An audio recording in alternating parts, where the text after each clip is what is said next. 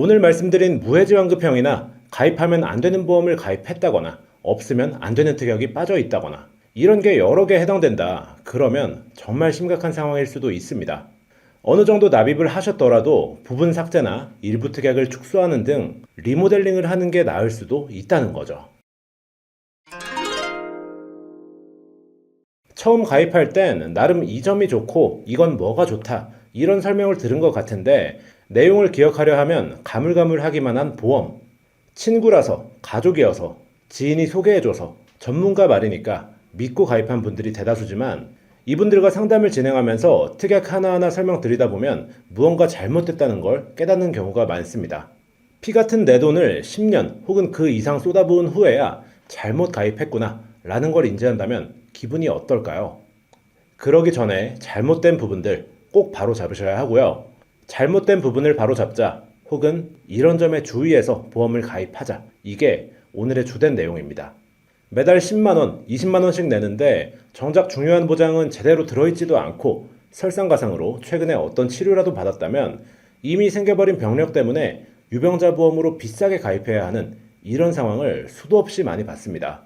그래서 오늘 준비한 내용은 간단하게 내 보험에 있으면 안 되는 특약, 가성비가 떨어지는 특약들을 안내드리고 더 이상 손해보는 일 없도록 내 보험에 해당되는 내용이 있는지 불필요한 특약들은 어떻게 정리해야 하는지까지 확인해 보도록 하겠습니다. 내가 가입한 보험 증권을 보면서 같이 영상을 시청해 주셔도 좋을 것 같고요. 내용을 보고 싶은데 증권을 분실했다 하시는 분들은 보험사에 전화 한 통만 하시면 스마트폰이나 이메일, 팩스, 우편 다양한 방법으로 받아보실 수 있습니다. 그럼 가장 먼저 불필요 특약들에 대해 알아보도록 하겠습니다. 첫 번째는 암 진단비 특약이 있습니다.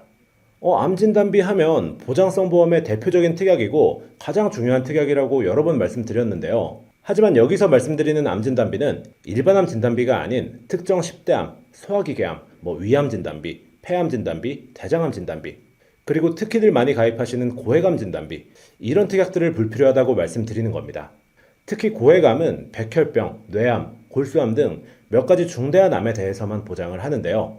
0세에서 14세 연령대의 발생률 1위가 백혈병이기 때문에 태아보험 혹은 어린이보험에서 백혈병에 대한 추가 보장을 받기 위해 준비하는 거지 모든 분들이 다 가입할 필요는 없습니다. 고해감이나 특정암 특약들도 일반암에서 보장이 되기 때문에 특별한 경우가 아니라면 일반암 진단비로 충분하고요. 일반암 진단비를 준비하고도 금전적 여유가 있는 분들은 비급여 암치료비 이런 특약들을 추천드리겠습니다. 두 번째로 암 통원 일당, 암 입원 일당 등이 있습니다. 암으로 인해 상급 종합병원 통원 시에 20만원 받는 게 40세 남성 기준 1240원이고요. 상급병원이란 문구 없이 그냥 암으로 통원 시에는 만원당 720원이니까 10만원당 7,200원이라고 보면 되겠죠. 그리고 암 직접치료 입원 일당은 10만원당 9,072원인데요. 그럼 암 진단비의 가격은 어떨까요? 암 진단비 1,000만원을 받기 위해 내야 하는 보험료는 11,840원입니다. 단순 계산해보면 암진단비 1,000만원은 상급 종합병원 통원 일당 23만원, 일반 병원 통원 일당 16만원, 암 직접치료 입원 일당 13만원과 비슷한 거예요. 암으로 인해 30일을 통원한다고 해도 상급 종합병원은 690만원, 일반 병원은 480만원이 나오는 거고 30일을 입원한다면 390만원을 지급받을 수 있는데요. 이 얘기는 30일 동안 입원 또는 통원 치료를 받는다고 해도 암진단비 1,000만원보다 한참 못하다는 얘기죠. 그렇다면 우리가 암으로 입통원하는 평균 일수는 며칠이나 될까요? 통계 자료에 따르면 2022년 암 환자 1인당 평균 입내원 일수는 22일에 불과했어요. 즉, 암 입원이나 통원 일당을 가입하느니 그냥 암 진단비를 가입하시는 게 훨씬 득일 확률이 높습니다. 상급 종합병원 통원을 했을 때는 44회 통원을 해야 암 진단비 1,000만원과 비슷한 효과를 얻을 수 있었고요. 일반 병원 통원은 63회, 암 직접 치료로 입원은 77일을 해야 일반암 진단비 1,000만원과 비슷한 효과를 얻을 수 있었습니다. 종합병원에 가시거나 병원급 의원급으로 가시게 되면 암통원 특약으로 보장을 받아야 하는데 앞에서 보셨다시피 효율성이 더 떨어지는 특약이에요. 사실 이 암 직접치료 입원 일당의 경우 그렇게 많이들 가입하시는 특약은 아닌데 암치료가 통원으로 많이 진행되면서 암통원 일당 가입하세요 라고 상담받으시는 분들이 꽤 많아졌습니다. 그냥 지인이니까 혹은 설계사가 추천하니까 얘기만 듣고 가입하시기보단 이렇게 공식 통계자료 기반 팩트를 보여드리고 있으니까 불합리한 지출은 하지 않으셨으면 좋겠습니다. 요즘은 암 전부 통원으로 치료한다. 그러니까 통원일당을 가입해야 한다. 이런 얘기 듣지 마시고 암은 암 진단비로 커버하시는 게 훨씬 더 효율적이다. 꼭 기억하시길 바라겠습니다. 세 번째 불필요 특약은 후유장애 80% 이상 그리고 기타 후유장애 특약들입니다. 후유장애는 우리가 질병이나 사고로 인해 다쳐서 몸에 영구적인 장애가 생겼을 때 장애율에 따라 진단금을 받을 수 있는 특약인데요. 예를 들어 만약 상해 후유장애 특약에 5천만 원을 가입했다고 가정해볼게요. 그런데 내가 넘어지면서 한쪽 눈을 잃었고 장애율 50% 판정을 받았어요. 그럼 가입 금액 5천에서 한쪽 눈 실명에 대한 장애율 50%, 즉 5천만 원의 50%인 2,500만 원을 받을 수 있습니다. 그런데 만약 후유장애 특약 중에 80% 이상이라고 적힌 특약을 가입했다면 얼마가 나올까요? 한 푼도 나오지 않습니다. 이 특약은 무조건 장애율이 80%를 넘어야지만 보험금을 받을 수 있기 때문인데요. 한쪽 눈이 실명돼도 50%인데 80% 이상은 훨씬 커다란 장애가 남아야만 받을 수 있겠죠. 또 후유장애 특약 중에 교통사고라는 단어가 포함되어 있는 경우도 있어요. 이런 경우에는 말 그대로 교통사고로 장애를 입어야만 보장을 받을 수 있습니다. 그럼 당연히 보장받을 수 있는 범위가 좁아지니까 보험금을 받을 수 있는 확률도 낮아지는 거겠죠. 그래서 80% 이상 후유장애와 후유장애 앞에 특정한 상황일 때만 지급되는 특약들은 비추천 특약이고요. 상해나 질병으로 생길 수 있는 후유장애에 가입하실 땐 특약명 뒤에 3%가 붙었는지 반드시 확인하셔야 합니다.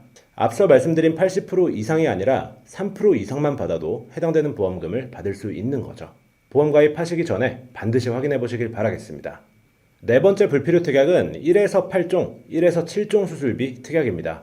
종수술비 특약은 과거 1,3종 수술비에서 1,5종 수술비로 조금 더 종이 세분화됐고 현재는 1,5종을 판매하는 곳도 있지만 1,7종 혹은 1,8종 수술비를 판매하는 곳도 있는데요.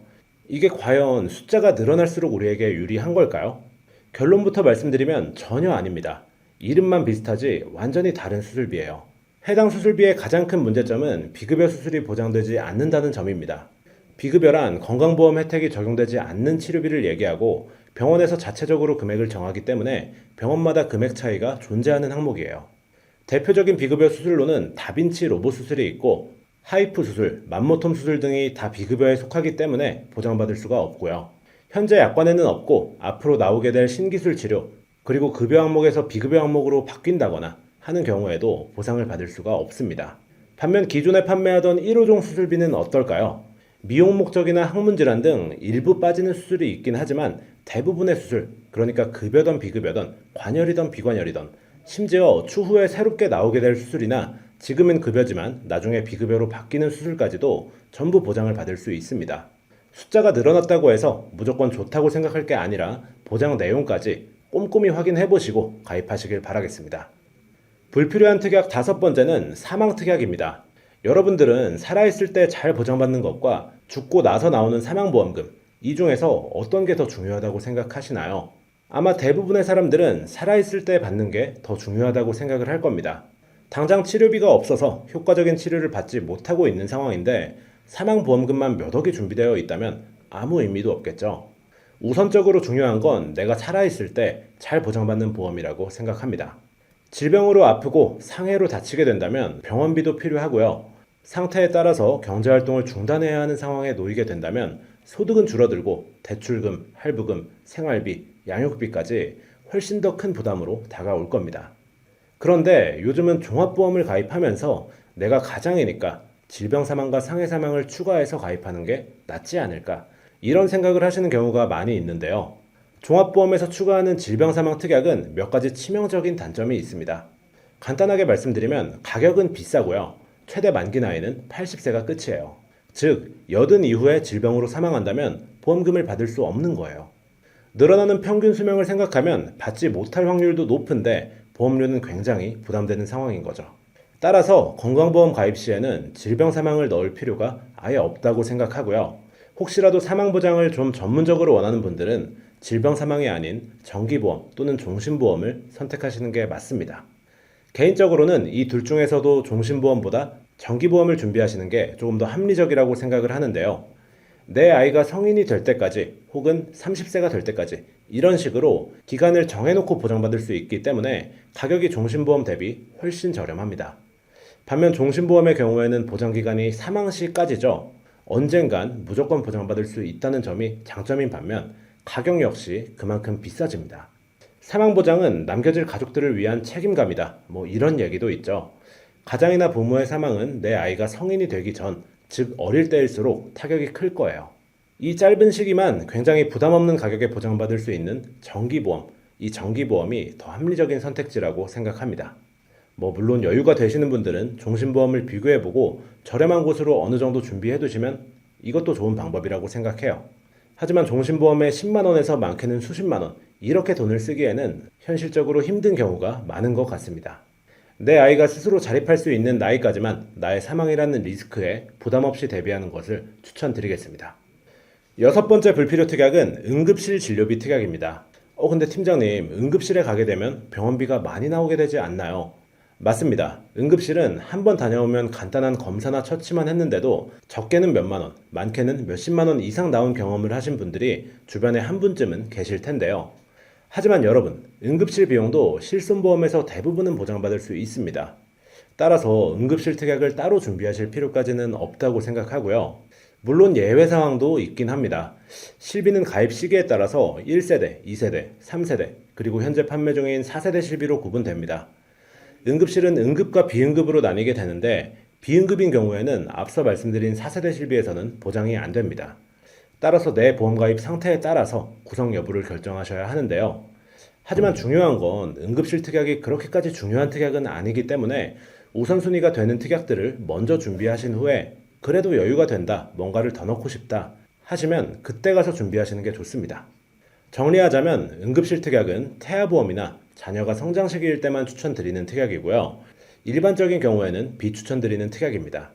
이 외에도 불필요한 특약들은 더 있습니다. 재진단암 진단비, 가격은 높은데 첫 번째 암 발생 후 2년은 지나야 받을 수 있다 보니 효율이 많이 떨어지고요. 대상포진 진단비나 골절 진단비 등도 발생 확률에 비해 가격이 비싸다는 생각을 합니다. 여기까지 불필요한 특약들에 대해 알아봤다면 반대로 없어서는 안 되는 꼭 필요한 특약들도 간단히 확인해보고 혹시나 내 옛날 보험에 불필요 특약이 들어있는 분들을 위해 기존 보험을 해지하지 않으면서 불필요한 부분만 도려내는 방법도 안내드리도록 하겠습니다. 꼭 필요한 특약을 뽑는 기준은 모든 분들께 있으면 좋아야 하고 보장받을 확률, 즉 발생 확률이 높으며 동시에 어느 정도 치명성을 가지고 있어야 합니다. 예를 들어 감기 진단비 같은 특약이 있다면 자주 발생해야 하겠지만 꼭 필요하다고 할 수는 없죠. 자주 발생하는 만큼 가격도 비쌀 거고요. 반대로 1000만 명 중 1명꼴로 발생하는 질병이다. 발생 확률이 너무 낮아요. 이런 건 그냥 넘어가도 괜찮을 확률이 높다는 거죠. 먼저 치명적이면서 자주 발생하고 치료 비용까지 많이 드는 3대 질병에 대한 진단비가 중요합니다. 3대 질병은 암, 뇌혈관 질환, 심혈관 질환 이 세 가지를 얘기하는데요. 이 질병들에 대한 특정 치료비가 아닌 진단비를 꼭 넣으셔야 합니다. 진단비는 해당 질병을 진단받으면 선지급이 되는 특약이지만 특정 치료 특약, 예를 들어 암 수술비는 암에 걸리고 수많은 검사를 하고 수많은 치료 중에서 수술 치료를 받아야만 지급받을 수 있는 특약이겠죠. 그렇기 때문에 꼭 필요한 특약 첫 번째는 이 3대 진단비 특약입니다. 중요한 특약인 만큼 전체 가격에서 많은 비중을 차지하기도 하는데 따라서 이 셋의 가격이 플랜 전체의 가성비 순위에 큰 영향을 끼칩니다. 나이, 성별, 병력, 가족력 등 많은 요소에 따라 추천드리는 회사나 상품의 가격이 달라질 수 있으니까 암보험이나 종합보험을 알아보시는 분들은 언제든 보험담으로 편하게 연락 주시길 바라겠습니다. 다음 두 번째 꼭 필요한 특약으로는 종합수술비가 있는데요. 납입하는 보험료 대비 높은 보장성을 가지고 있습니다. 1, 5종 수술비나 엔대 수술비처럼 넓은 범위의 수술비를 종합수술비라고 하는데요. 이 종수술비의 경우 우리가 질병이나 상해사고로 크고 작은 수술을 했을 때 내가 받은 수술의 규모에 따라 수술비가 지급되기 때문에 보험담에서도 굉장히 추천드리는 특약입니다. 세 번째 우선순위는 정해진 게 없습니다. 사람마다 달라질 수 있기 때문인데요. 가족력이나 내 생활환경에 따라 필요한 특약을 골라서 넣는 겁니다. 골다공증 가족력이 있으시거나 주말에 활동적인 취미를 많이 하신다면 골절 진단비나 상해 수술비, 상해 후유장애 등이 세 번째가 될 수 있겠죠. 또는 특정 가족력이 있는 분들이라면 담당 설계사에게 이런 부분을 꼭 어필하고 추가 대비하시는 것을 추천드리겠습니다. 지금 보험을 준비하고 계신 분들은 혹시 불필요 특약이 들어가진 않았는지, 꼭 필요한 특약이 빠지진 않았는지 한 번 더 확인하시길 추천드리고요. 과거에 가입한 보험에 불필요 특약이 들어가 있다면 리모델링을 고려해 보셔야 하는데 보험은 상품마다 최소 보험료나 연계 조건이 있습니다. 기본 계약도 있을 거고요. 뺄 수 없는 특약이나 맞춰야 하는 금액이 있기 때문에 생각하시는 것만큼 간단하고 쉽게 진행이 되진 않으실 거예요. 콜센터를 통한 배설을 진행하셔야만 하는데 배설을 잘하기 위해서는 기초적으로 배설할 항목들과 어떤 걸 물어봐야 하는지, 어떤 걸 요청해야 하는지 이 부분에 대해서 잘 알고 계셔야 합니다. 우선 해당 보험사 콜센터에 연락하셔서 내가 가입 중인 보험의 최소 보험료가 얼마인지 알아보셔야 합니다. 최소 보험료란 이 상품을 유지하기 위해 최소한 월 납입금 2만 원은 넘어야 한다, 3만 원은 넘어야 한다 이런 기준을 얘기하고요. 그 기준에 따라서 후순위 특약들을 빼거나 줄이는 방식으로 진행하시면 됩니다. 가장 먼저 배설을 생각해야 하는 부분은 아직 연령이 높지 않음에도 갱신형으로 준비된 무슨 진단비라든지 수술비, 입원 일당 등이 있겠습니다. 갱신형이란 일정 기간마다 보험료를 재산출하여 변동되는 보험료를 계속해서 내야 보장이 되는데요. 진단비나 수술비 등은 나이에 따른 보험료 상승이 있는 특약들입니다. 결국 갱신형으로 가입했다면 시작은 몇천 원 내로 가입을 하셨더라도 노년이 될수록 발생률이 올라가는 질병담보 특성상 보험료가 많이 높아지게 될 가능성이 다분하고요. 그로 인해 유지가 힘들어질 수도 있습니다. 이렇게 안정적이지 못한 특성들 때문에 이런 갱신형 특약을 먼저 제거해 주시는 게 좋을 것 같고요. 특약 이름에 만약 특정한, 중대한, 수식이 붙은 특약들이 있다면 그만큼 보장받는 조건도 까다로워지기 때문에 이런 부분을 제거하시는 것도 추천드리겠습니다. 다음으로는 사망과 관련된 특약들도 있는데요. 비교적 매우 비싼 편에 속하고 사망 시에만 보장하기 때문에 개인적인 의견으로 살아있을 때 보장받는 것이 효율이 훨씬 더 있다고 생각합니다. 그래서 이 부분들을 먼저 정리하시는 것도 보험료를 크게 절감할 수 있는 좋은 방법이에요. 방금 말씀드린 내용들의 특약들을 배수하셔서 어느 정도 최소 보험료에 맞춘 상태로 보험을 가지고 계신다면 보험료는 낮추고 보장 좋은 특약들은 살리는 보험이 완성될 겁니다. 추가로 만약 새로운 보험을 가입하신다면 가능한 무해지형으로 가입하시길 권해드리고 싶은데요. 가격에 큰 영향을 미치는 부분이라 간단히 설명드리고 마무리하도록 하겠습니다. 현재 판매하는 보험의 유형은 무해지형과 표준형으로 나뉘는데 언제 해지해도 일정 수준의 환급금이 나오는 표준형과 달리 무해지형은 해약 환급금이 적고 납입기간 중에는 해약 환급금도 아예 없습니다. 이런 리스크가 있는 대신 가격은 무척 저렴한 유형인데 지난 몇 년간 무해지 유형에 대해 말이 많았습니다. 없어진다, 이렇게 조정된다, 저렇게 조정된다. 실제로 소폭 조정된 적도 있었고요. 해약만 하지 않으신다면 동일한 보장도 표준형보다 훨씬 저렴하게 가입할 수 있기 때문에 부담되지 않는 선에서 무해지형으로 오늘 소개해드린 팁들 잘 고려해서 가입한다면 가장 경제적이면서 가장 든든한 보험을 준비할 수 있을 거라고 생각합니다. 본 광고는 광고심의 기준을 준수하였으며 유효기간은 10일로부터 1년입니다. 혹시 여러분 보험에도 오늘 말씀드린 불필요 특약이 들어있진 않은지 꼭 한번 체크해 보시고요. 오늘 말씀드렸던 주의사항들의 여러 개가 위배된다, 불필요한 특약이 들어가 있거나 꼭 필요한 특약이 안 들어가 있다, 이런 상황이라고 한다면 저렴한 곳을 잘 고르셔서 리모델링도 심각하게 고려해 보셔야 합니다. 어느 정도 보험료 납입을 하셨더라도 부분 삭제나 일부 특약을 축소시키는 게 나을 가능성도 있고요. 제가 항상 드리는 말씀이 보험은 금융상품이지만 저축도 아니고 재테크라고 생각하시면 안 된다는 얘기입니다. 불확실한 미래의 위협으로부터 보호를 돈 내고 구입하는 소비다 라고 생각을 하셔야 합니다. 발생하더라도 별로 큰 위협이 아니라면 굳이 돈 내고 가입할 필요가 없고요. 발생 확률이 극도로 희박하다면 반드시 대비해야 할 필요는 없습니다. 그리고 당연히 효율이 떨어진다면 추가하지 않는 게 맞아요. 과하게 가입하실 이유가 전혀 없는 거고 이렇게 제대로 된 설계가 필요한 분들은 언제든 카카오톡 채널 검색에 보험담을 검색하시거나 위 번호로 연락 주시면 친절하게 상담 드리도록 하겠습니다. 오늘 영상이 도움이 되셨다면 구독과 좋아요, 알림 설정도 한 번씩 부탁드리고요. 저는 다음 시간에 더 좋은 내용, 더 유익한 영상으로 돌아오도록 하겠습니다. 감사합니다. 본 광고는 광고심의 기준을 준수하였으며 유효기간은 10일로부터 1년입니다.